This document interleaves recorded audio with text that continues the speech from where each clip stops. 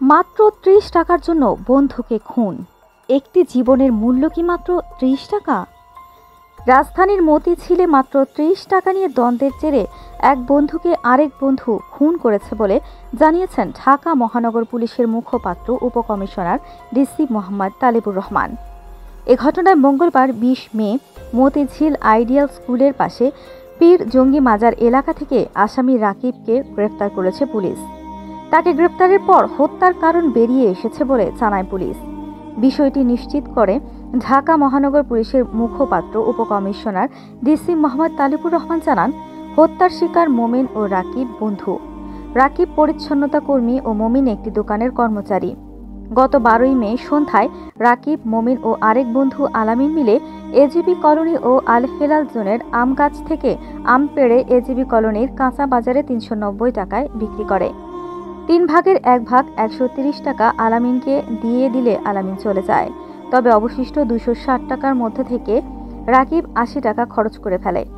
এ নিয়ে রাত ৯টার দিকে মতিঝিল পোস্টাল অফিসার্স কলোনির সামনে রাস্তার উপর ময়লার ডাস্টবিনের পাশে রাকিব ভুক্তভোগী মোমিনকে আম বিক্রির ১০০ টাকা দেয়।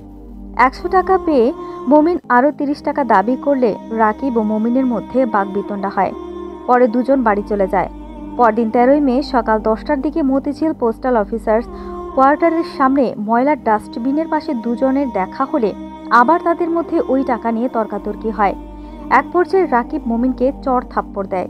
এতে ক্ষুব্ধ হয়ে মোমিন রাকিবকে ইট দিয়ে আঘাত করার প্রস্তুতি নিলে রাকিব তার হাতে থাকা আম কাটার ছুরি দিয়ে মোমিনের গলার নিচে ডান পাশে আঘাত করে। এতে মোমিন মাটিতে পড়ে গেলে রাকিব রিকশা ডেকে এনে তাকে ঢাকা মেডিকেল কলেজ হাসপাতালে নিয়ে গেলে কর্তব্যরত চিকিৎসক মোমিনকে মৃত ঘোষণা করেন। এতে রাকিব কৌশলে সেখান থেকে মেডিকেল কলেজ হাসপাতাল থেকে পালিয়ে যায়। পরে এই ঘটনায় মতিঝিল থানায় একটি মামলা হয়। পুলিশ এই মামলায় রাকিবকে গ্রেফতার করলে আদালতে সোপর্দ করা হলে স্বীকারোক্তিমূলক জবানবন্দি দিয়েছে রাকিব। আদালত তাকে কারাগারে পাঠিয়েছেন বলেও জানান মোহাম্মদ তালেবুর রহমান।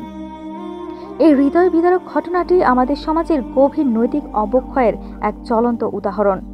মাত্র ৩০ টাকার মতো তুচ্ছ একটি বিষয় নিয়ে এক বন্ধুর হাতে আরেক বন্ধুর প্রাণ ঝরে যাওয়া আমাদের সামাজিক মূল্যবোধ ও সহনশীলতার করুণ চিত্র তুলে ধরে।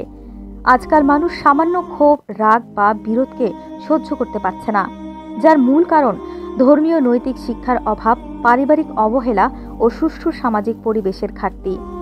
একজন মানুষের চরিত্র গঠনে পরিবার, শিক্ষা প্রতিষ্ঠান ও সমাজের সম্মিলিত দায়িত্ব রয়েছে। কিন্তু দুঃখজনক হলেও সত্য, আমাদের সমাজে ধর্মীয় নৈতিক শিক্ষা আজ উপেক্ষিত। শুধু বিদ্যা বুদ্ধি নয়, একজন মানুষকে মানুষ হিসেবে গড়ে তুলতে হলে তার মধ্যে মানবতা, সহমর্মিতা ও আত্মনিয়ন্ত্রণের গুণাবলী বিকাশ ঘটানো প্রয়োজন।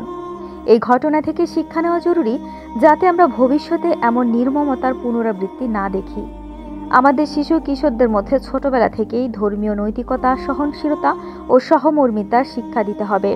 পাশাপাশি পরিবার, গণমাধ্যম ও শিক্ষা প্রতিষ্ঠানের উচিত তরুণদের মধ্যে সহিংসতার বদলে শান্তিপূর্ণ সমাধানের চর্চা গড়ে তোলা।